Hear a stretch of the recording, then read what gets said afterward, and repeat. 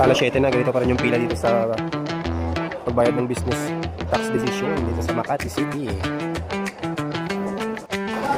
Pupunta na ako ng fire. Alas 2 pa ako dito ha. Alas 2 sa oras na mag-alas 7 na.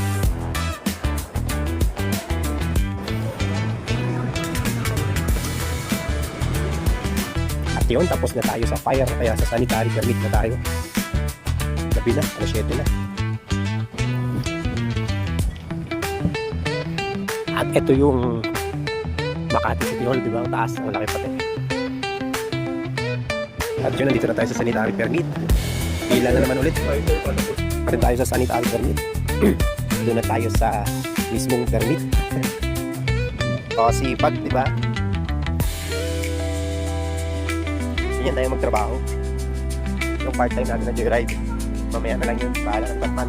Kung may pasahero tayo. At yun sa wakas, natapos din. February 6 natin babalikan yung permit, yung blue card.